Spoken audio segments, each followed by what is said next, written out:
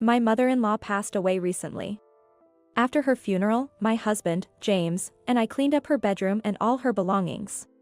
Right after getting married to James, I started caring for my mother-in-law. She was a good-hearted woman, but it was certainly tough. I thought I could finally relax now that the huge burden had been lifted from my shoulders. However, I was having mixed feelings. I was glad that the frantic days were finally over, but at the same time, I was feeling an overwhelming sense of grief. One day, out of the blue, James said to me, "You're cheating on me, aren't you?" What? I have no idea where you got that idea from, but I have never had an affair. I had been taking care of my mother-in-law at home for the last 10 years. Unlike James, who was always finding excuses to stay away from home, I never had time for such things. Well, I got along with my mother-in-law even better than with my own mother, so it wasn't too bad after all. James didn't believe a word I said. "You're lying to me. I saw you last night, walking with a young man near the train station. Quite a lanky guy, wasn't he?" "Oh, now I remembered. Oh, that guy." Before I could even answer, he triumphantly said, "See, I knew it. You are such a horrible woman, I want a divorce. As soon as my mom passed away, you just go out and find a man." He made up his mind that I was cheating on him and wouldn't listen to what I had to say. I had so much I wanted to say to him, that I know it was actually him having an affair, or that I had no time for things like that, but all I could do was to give him a dry laugh, haha. "What's wrong with you? What's so funny? Are you crazy?" James freaked out. "Don't tell me you don't want a divorce. We clearly don't love each other anymore. You've never made any effort to keep me around. You don't even bother with makeup or dressing decently." I interrupted him, saying, "Okay."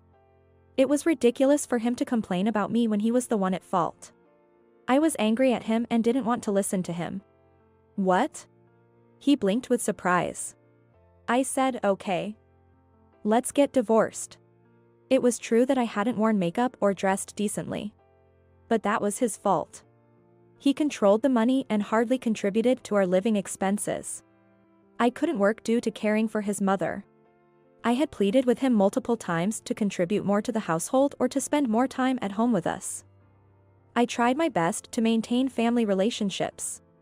But after 10 years of our marriage, I finally got to the point where I said to myself, enough is enough. I had been tolerating him for 2 reasons. The first reason was my mother-in-law. She was genuinely a good person, and I felt sorry for her. I couldn't just abandon her. She would have been sent to a nursing home, receiving inadequate care and dying alone. Hey, aren't you the one who was having an affair? The second reason. I knew James was cheating on me but ignored it, focusing on caring for my mother-in-law as part of my revenge on him.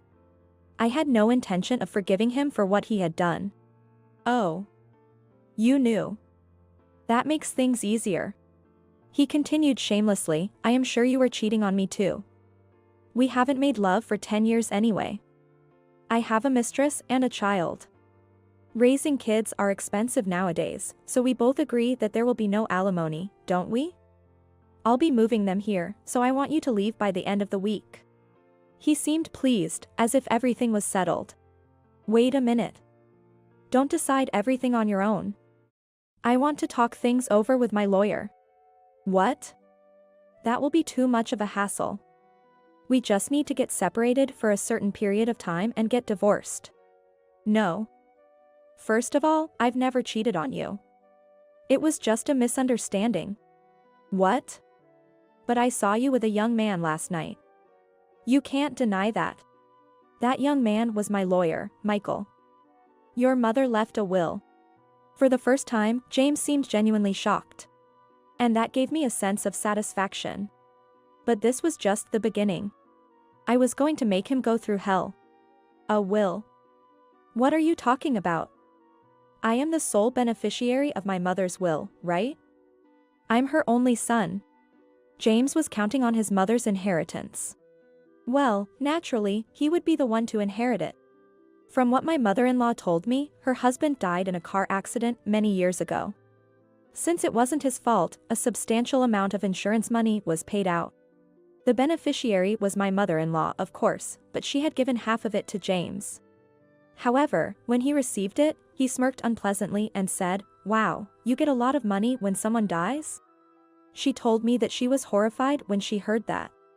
Ever since my mother-in-law's health deteriorated, my husband would ask me, "Do you know how much money my mom has?"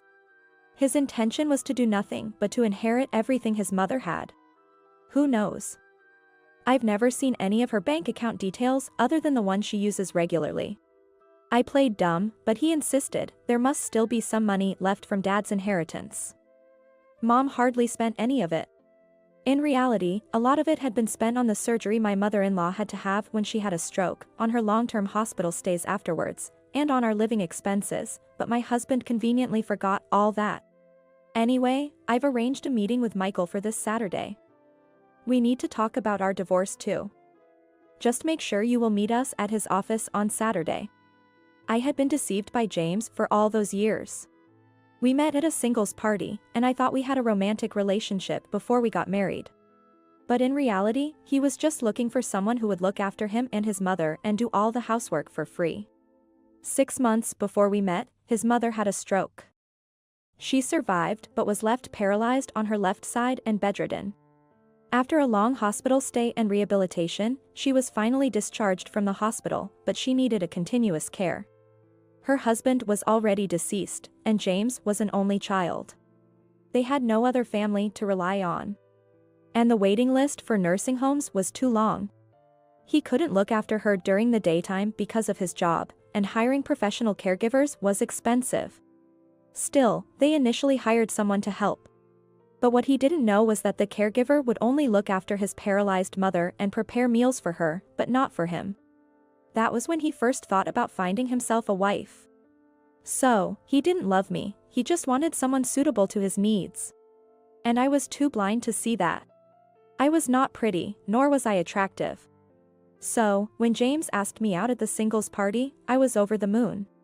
When he asked me to be a full-time housewife and to take care of his mother, I was disappointed to know his real intention of marrying me. Luckily for me, his mother was such a wonderful person. We became close friends despite our age difference, so caring for her wasn't too hard for me. I never regretted quitting my job to take care of her. The only thing I couldn't stand was his behavior. After we were married, he completely stopped caring about us. He acted like a single man, going out for drinks with his friends, flirting with women. He would say, "Sorry, I won't be able to come home as often as I should. My job requires for me to travel a lot for work." But that turned out to be a complete lie. By then, he had a mistress and started spending most of his time at her place. My mother-in-law always hoped that, one day, her son would change and that we could live happily as a family, but unfortunately, that never happened. Eventually, she and I both gave up. Then came Saturday. "I'm Michael. Pleased to meet you." The young lawyer, whom James thought was my lover, greeted him professionally. James started, "You're still technically my wife, you know. So you can't inherit what is rightfully mine." I asked him, "Ever heard of a special contribution?" "Special what?" "Special contribution. If I hadn't taken care of your mom, you would have had to hire caregivers. I saved you from those expenses. I'll be asking you for that money. I was not a volunteer caregiver. How much are we talking about here?" James must have been feeling guilty for not being around for me and his mother for all those years. He asked about the price. "It comes to about $300,000. "What? That's way too high. You've got to be kidding." His eyes widened in shock. Michael, my lawyer, interjected, "Actually, that's a very conservative estimate. For the past 10 years, I had meticulously kept a daily caregiving journal and records of the purchases that I made for his mother. I spent at least 3 hours every day on caregiving of your mother. The going rate for such services is about $80 a day, so for 365 days a year over 10 years, that's how much it adds up to." I took a calculator out of my bag, quickly calculated in front of James, and showed him the result. However, in reality, I could only ask about 70% of that amount, which was around $200,000. But there was no need to mention it to him. "You're kidding me." James, who thought of me as a volunteer housekeeper, was clearly taken aback by this unexpected expense. He was absolutely dumbfounded for a short while. "Wait a minute. You mentioned a will." "I want to see that now," he urged. "Here is the will of the deceased, your mother," said Michael. As he took a white envelope out of his bag, James snatched it from his hand. "Hey!